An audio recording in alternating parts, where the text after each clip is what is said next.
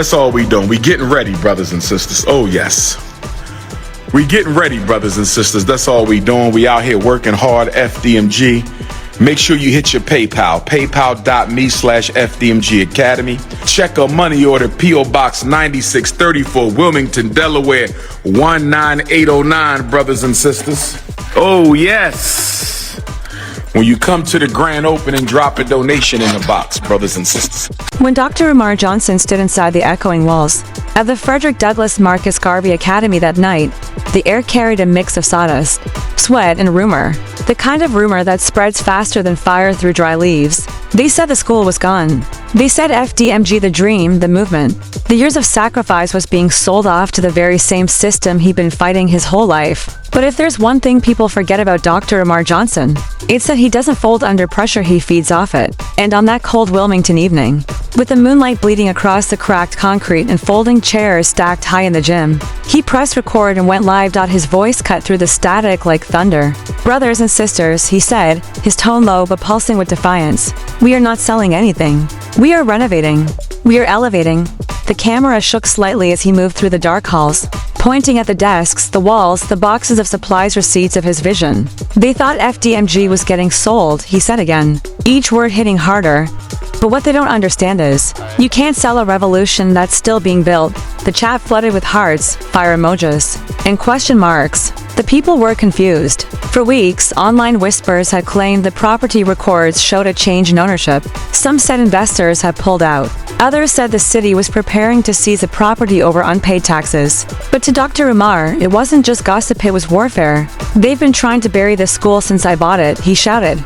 "They have been trying to bury me since I stood up for Garvey's name. But I told you we are not playing any games. You can't kill a Pan-African dream with a rumor." He walked past a pile of classroom furniture stacked to the ceiling. Chairs, tables, old chalkboards, all waiting to be restored. He pointed the camera toward the chaos with pride. "They see this and think it's trash. But this transformation is in progress. This is a resurrection of our future." His tone softened for a moment, the preacher giving way to the teacher. "This ain't no real estate flip. This ain't no business deal. This is blood, sweat, and Garvey." Outside, the Wilmington wind howled. Inside, his words bounced off the walls like a hymn. "I told y'all, brothers and sisters, hit the PayPal, hit the P.O. Box. Don't let them make you believe we are done. Don't let them trick you into thinking we quit." The comments rolled in faster, supporters from Baltimore, Philly, Camden, Jersey, each one declaring loyalty, each one promising to pull up when the doors opened.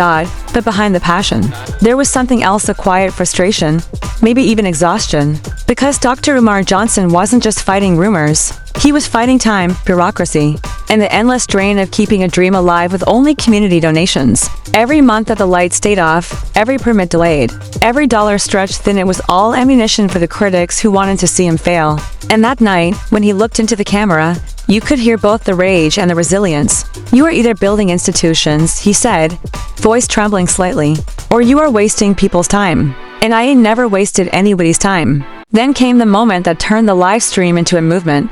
He walked into the park area outside the school, moonlight reflecting on the pavement. "This is where we're gonna have First Fridays," he said, lifting the phone toward the night sky. "Music, food, movies, fellowship, but only for my RBGs. If you don't identify as African, you can't come.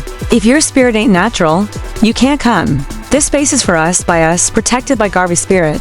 His voice cracked as he said it, not in weakness, but in conviction. Because too many of our people let outsiders profit from our pain. Not this time. The energy shifted. Viewers weren't just watching. They were witnessing a declaration. "They thought FDMG was getting sold," he repeated, pacing the park like a general surveying his battlefield. "But how are you gonna sell something you ain't finished building? How are you gonna sell something that doesn't belong to man, it belongs to the ancestors?" His words rolled like waves. For every critic who laughed, there were dozens of believers who felt renewed. They said the man was crazy, one comment read. "But every prophet looks crazy until the dream manifests." The camera turned toward the old gymnasium doors. "This is a Nat Turner gym," he said proudly. "This is where our young kings are going to learn discipline, respect, and strength." He tapped the floor. "This is where manhood gets reborn." Then he looked directly into the lens, his eyes burning. "Tell them haters, the floor may be dusty, but the vision is spotless." For a few moments, he went silent, just breathing, the wind blowing through the mic. Then he smiled, a rare kind of smile, half defiant, half weary. "Y'all remember this day?" he whispered. Remember this live stream? They said we were done. They said the dream was over. But when those doors open and they will open, they're gonna wish they believed sooner. The comments went wild. King Kong consciousness forever. One shouted, FDMG till the end. Another wrote, Dr. Umar Johnson chuckled, rubbing his beard. You know the rules, he said with a grin. Snow bunnies never. Queens forever. By now the live show had crossed thousands of viewers. He started naming cities like a preacher calling roll. Baltimore, Jersey, Philly, Virginia, Georgia, Chicago. Pull up when we open those doors. Each name a promise, each shout a rallying call. Behind the bravado, though, there was a hint of confession. This wasn't just about proving the school wasn't sold. It was about proving he hadn't lost faith. Then came the line that silenced the chat. You can't sell what was never for sale. You can't own what was built for freedom. The only thing we sell out here is fear, and I ain't buying none. In that moment, Dr. Umar Johnson transformed from a man defending himself into a man defending history. Every repetition, every oh yes, every brothers and sisters wasn't filler, it was armor. The speech wasn't rehearsed. It was instinctual. Born from the pressure of keeping a dream alive when everyone else calls it dead. As he ended the live, the moon still high above FDMG. He looked straight into the lens one last time. To my haters, he said, voice calm now. I thank you? You keep me sharper than steel. But just know when that ribbon gets cut, when that first class begins. When that first young king walks through these doors, your lies will be the foundation he stands on. Then the feet cut off, silence, only the faint echo of his mantra remained, looping in the minds of those who heard it live. We are not playing no games. We are building institutions. And somewhere deep in Wilmington, under the hum of a streetlight and the ghost of Marcus Garvey's name, the truth stood firm. FDMG was never for sale. It was under construction. By the next morning, the clip had gone viral. The live stream rough, unedited, echoing with the sound of scraping chairs, and the low hum of night was everywhere. Instagram pages that once mocked Dr. Umar Johnson were suddenly reposting his fiery message. YouTubers who spent years questioning the school's progress were now running headlines. Like he's still standing, and Dr. Umar claps back at the haters, but behind the noise, the man himself sat alone in that same gym, surrounded by furniture, dust, and the ghost of disbelief. For him, it wasn't about going viral, it was about being understood. He'd been misquoted, misrepresented, and misunderstood for years. Every camera angle, every screenshot of the unfinished school had been used as ammunition. But as he said that morning, his eyes locked on the peeling wall of the Marcus Garvey Elementary building. You don't build freedom overnight. You build it brick by brick, lie by lie, until the truth is the only thing left standing. He walked the halls again, slower this time, voice calmer but sharper. They want to sell our children's future the same way they sold our past. But I said no. I said not on Garvey's land, not on Douglas soil, not under my watch. The echo of his words hit harder than the night before. It wasn't just defiance anymore, it was fatigue wrapped in faith. Fatigue wrapped in faith. By noon, supporters started showing up at the gates of FDMG. Some came from Delaware, some drove from Philly. One woman arrived from Baltimore with a tray of food and a handwritten note taped to the lid. For the builders, they came not because a rumor had scared them, but because Dr. Umar Johnson had made them believe again. The gates that once symbolized delay were now a meeting point for a people tired of watching their icons fall. Still, not everyone was convinced. Online forums buzzed with new theories. It's a stunt, one critic wrote. He's playing the martyr again. Another post went deeper, claiming there were still liens and unpaid balances. Dr. Umar Johnson read every comment but didn't flinch. Let them talk, he said on his second live stream that evening. They've been talking since I started. Every hater is proof of the work. Every lie is a sign that the truth hits too hard. He panned his camera toward the school park, again the same patch of land he'd promised to transform into first. Fridays at FDMG. The moonlight wasn't there this time, only the harsh glare of his flashlight. You see this ground? He said, this ain't dirt.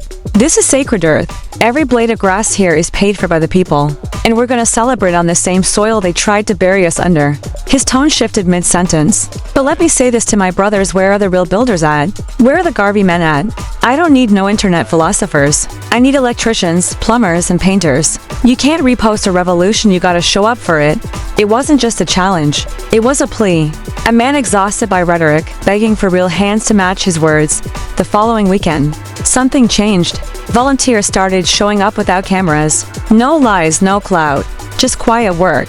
A father from New Jersey brought his 2 sons to help clean. A retired teacher offered to donate old classroom books. A barber drove from DC with a van full of school supplies. And for the first time in months, the FDMG parking lot buzzed with real energy, not digital. Not performative, but physical. Meanwhile, Dr. Umar Johnson stood on the steps of the gym, microphone in hand, his voice echoing over the small crowd. You see, family, they told y'all this was a failed dream. But what they don't understand is failure don't living here. I doubt I'll live here. Only faith rents a space and I pay that bill in full.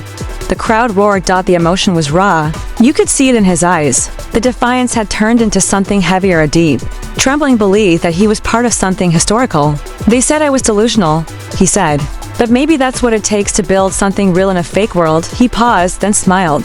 They said I couldn't do it. So I did it anyway. That same night, local reporters showed up. They weren't sure what they'd find: chaos, maybe, or a protest. Instead, they found a man giving orders, a teen cleaning windows, and children laughing as they painted wooden boards. You see this? Dr. Umar Johnson told one journalist. This is what they don't show you. They show the dirt, not the diamonds. By Monday morning, #FDMG not for sale was trending. Supporters posted clips of the cleanup, tagged their donations, and reshared his message with pride. You can't sell what's sacred, one tweet read. You can't cancel Garvey.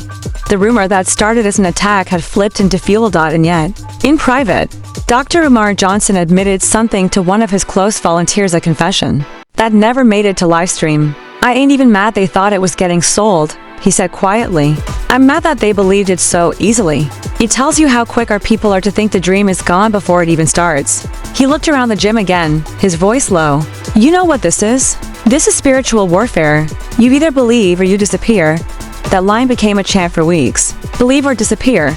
It echoed across social media, printed on shirts, and scribbled on poster boards outside the school. The message wasn't just for critics, it was for anyone who had ever doubted their own potential. As the weeks rolled on, FDMG's restoration moved faster. The rumors faded.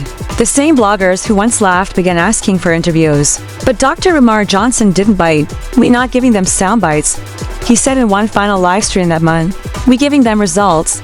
He stood once again in the park, now cleared and leveled. This is a land of first Fridays, he said, voice soft but unwavering. This is where kings gonna meet queens, where brothers gonna find purpose, and where children gonna see what black excellence really looks like. Then he looked into the camera and said the line that sealed the story. They said FDMG was getting sold. But what they didn't know is we already bought back our pride. The screen went black. Comments flooded in tears, emojis, hearts, fire, and gratitude. For his followers, this wasn't just a victory. It was proof that faith, even when bruised, still wins, because in a world where lies travel faster than truth, Dr. Umar Johnson had done the impossible. He made belief go viral. And as the lights flickered back on inside that old gymnasium, one thing became clear: FDMG was never a property. It was a prophecy. It was a prophecy.